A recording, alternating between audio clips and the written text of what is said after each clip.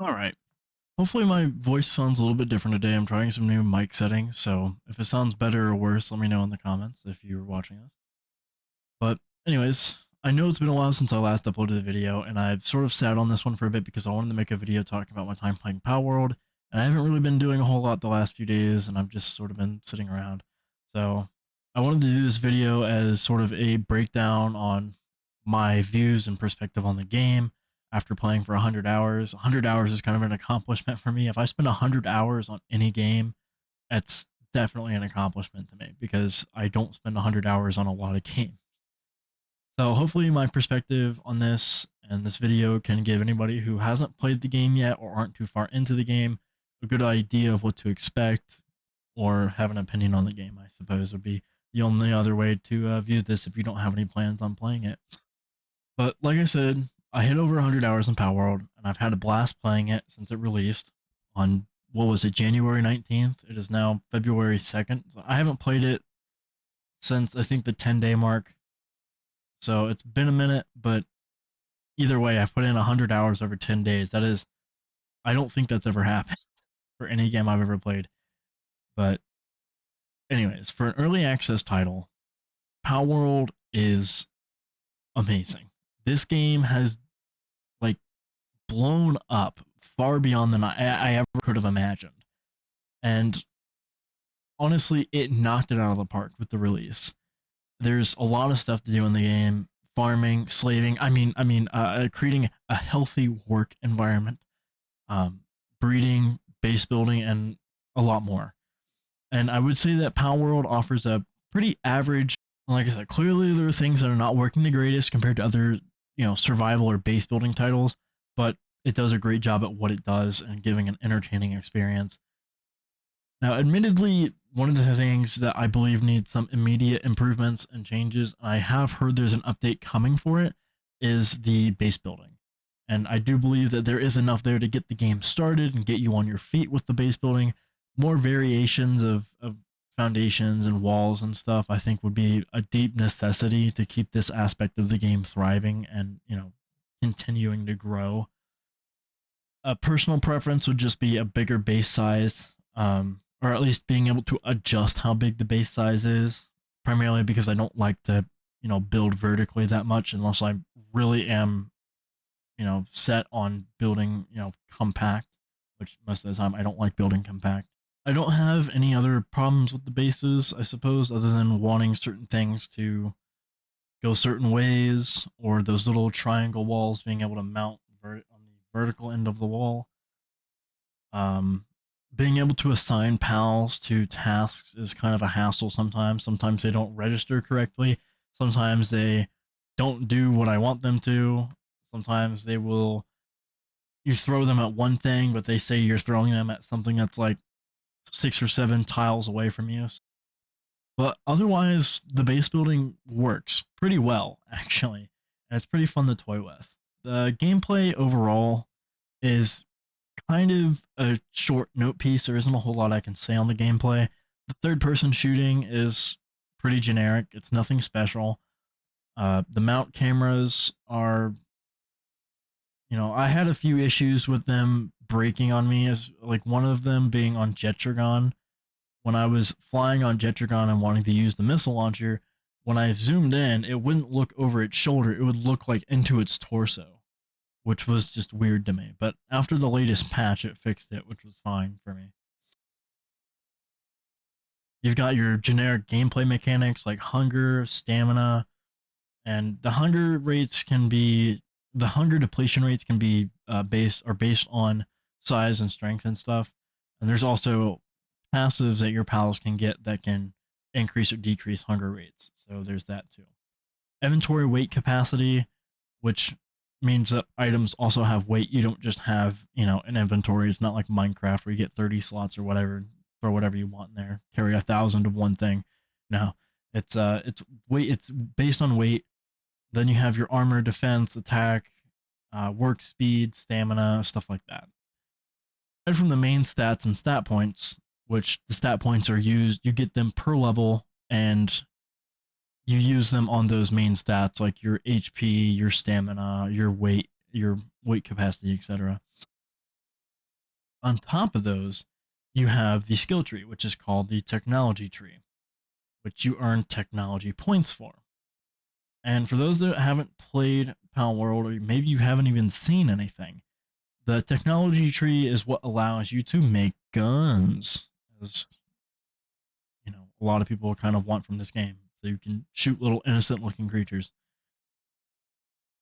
but you will be able to unlock, further and more advanced tech as you progress, you level up, and you will earn technology points through basically leveling up, finding fast travel points, and there's little books around the map that you can get from chests that will give you a technology point after you use them. Next to the technology tree, there is what is called the ancient technology, which is basically just a handful of, uh, I'm not really sure how to describe it. I guess quality of life would be the best way to describe these items. Stuff like the incubator, which will let you hatch pals from eggs. It's not really a necessity, but it's helpful if you don't want to go out and catch stuff. So the incubator, there's the infusion thing, which basically lets you level up their partner skills by infusing more pals into your selected one.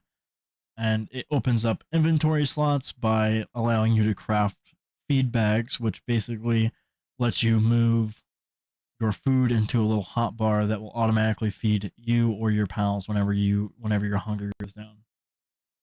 Now, unlike the regular technology points, ancient technology points are only acquired in two ways. The first way is by defeating tower bosses, which you will get 5 points for each tower boss, but only one time. All of these are only one time. Defeating overworld bosses, will give you one ancient tech point. And the tower bosses, like I said, they will only give you the point one time. Overworld bosses will only give it to you one time, but you can still farm tower bosses and world bosses for experience if you really need it, which you probably will, I won't lie. Now, being extremely limited is kind of a downside compared to its regular technology point, but I would say there's enough there. There's enough in the game to get you everything you want. Overall, the technology upgrade system works really good. Everything seems to be spread out pretty evenly and steady for some even progress. The different types of weapons, production benches, armor, pal upgrades. And like I said, my only gripe with this being the XP gain in the later levels, which I suppose the next thing we're going to talk about is going to be the pals. So the pals are the pals are actually more interesting than I thought they would be initially. There are various types, which comes with a lot of games now. There's just various types with different damage type advantages and stuff. But there's also task affinities and passive bonuses. Now, the types work the same as a lot of other games with damage type advantages. Fire beats grass, grass beats water, etc. Task affinities ties deeply into base building and production aspects of the game. Some aspects are only good for certain things, like handiwork, which is helpful in speeding up crafting of objects or automating some crafting. Most pals will have several affinities, like lumbering and mining, or lumbering handiwork and gathering. All very useful when assembling a self-sufficient base with farms, production lines, renewable trees and stones, and a lot more. But additionally, there are levels to each affinity. So one, you may have seen it. You can capture humans as well. So all humans have a base of one handiwork, and one handiwork is the lowest level. But you might get something like, I don't know, you might get something with a level 4 handiwork, and that level 4 handiwork is going to work like 3 times faster than the little human dude, because he's not going to be able to do as much as fast. So every level of the affinity will basically increase the speed at which a pal or human works. And like I said, as far as tasks go, assigning them can be a little bit tricky and a little bit wonky, and they don't always work. So just keep that in mind when you're considering building a base. Is just I think the biggest issue is typically with big pals. Big pals are typically the ones that cause the most problems with this, but it's not limited to them. I've had the issue happen with smaller ones, but I think big pals are kind of the main issue. Now, going out and catching pals is a pretty average experience. There's nothing unique or different from expectations about it, in my opinion. It feels very similar to a 100% not very similar creature capturing game. There's standard capture rates based on the different type of pal sphere you're using, and you can increase the probability of capturing a pal by dealing damage to it. Now, as for the things that I don't like in the game, I think I've already said the inventory space only is one of those things that's kind of annoying. There are things that weigh a lot, like ingots and ore, and it just feels those feel like they weigh simply like way too much. It feels like they weigh simply just way too much to be able to move anything within reason. I feel like I have to drop my entire inventory to move like 30 ingots, and it's like I don't want to have to do that, but I only have so much inventory space, and these things weigh a fucking ton. XP gains after around 25, 20 to 25 starts to slow down pretty heavily, and even more significantly around 35 to 40. Around this time, me and my friends actually increased the XP gains to about 5 to 6 times because we were earning so little. But even at 35 to 40, it felt like we were still going at a snail's pace to level up. Of course, the good thing with this is that tower bosses are repeatable. You can fight tower bosses multiple times, which ultimately led us to physically abuse the boss towers to make up for that lack of incoming XP. Because when you're earning 6 times the amount, going to do like the boss in the far north, well, he gives you like 200,000 something XP.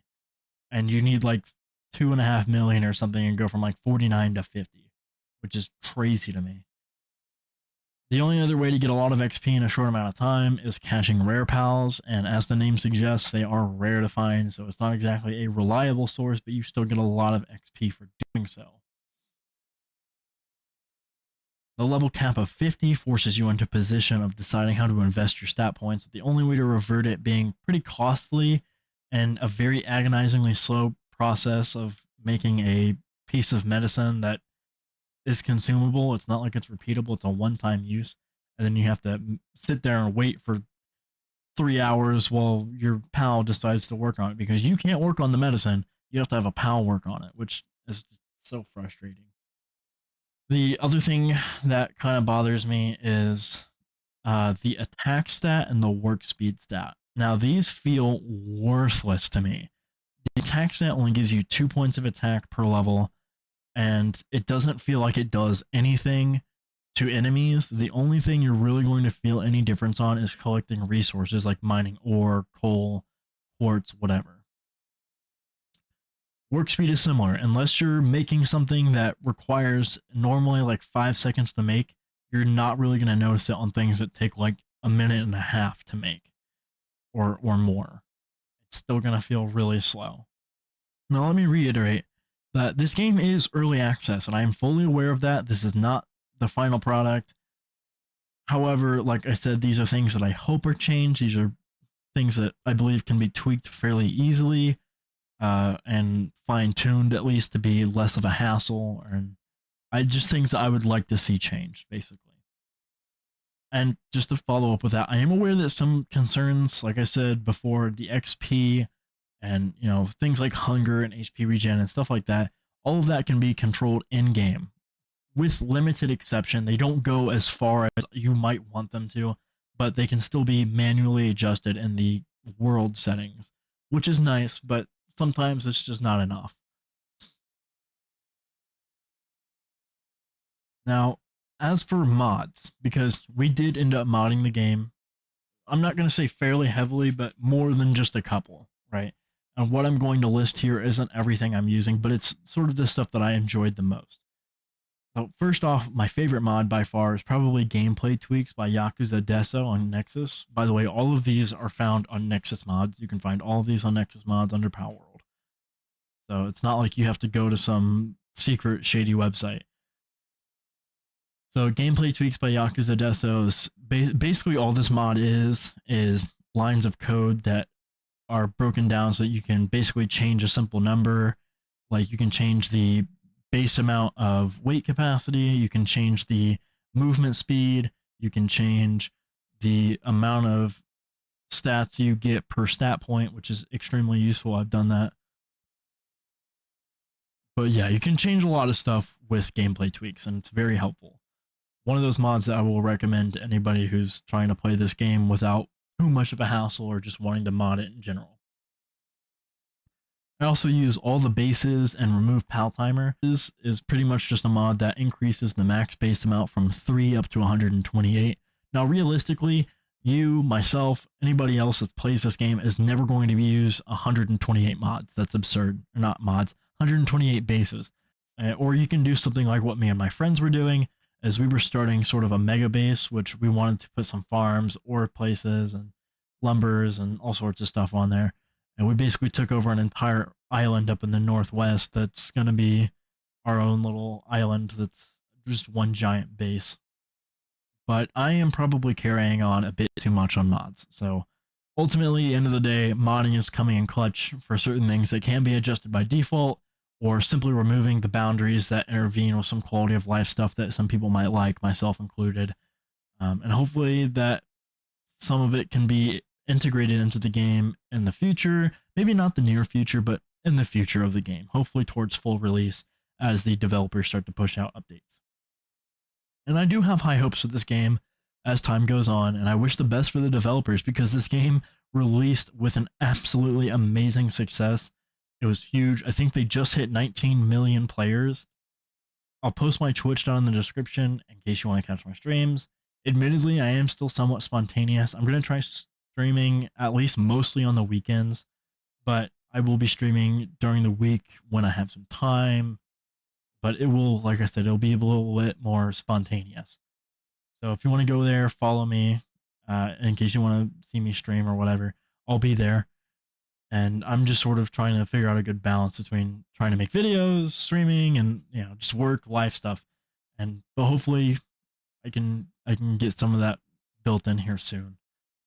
But if you enjoyed the video, feel free to hit the like button and subscribe if you want to see more future content. So with that said, peace out, guys.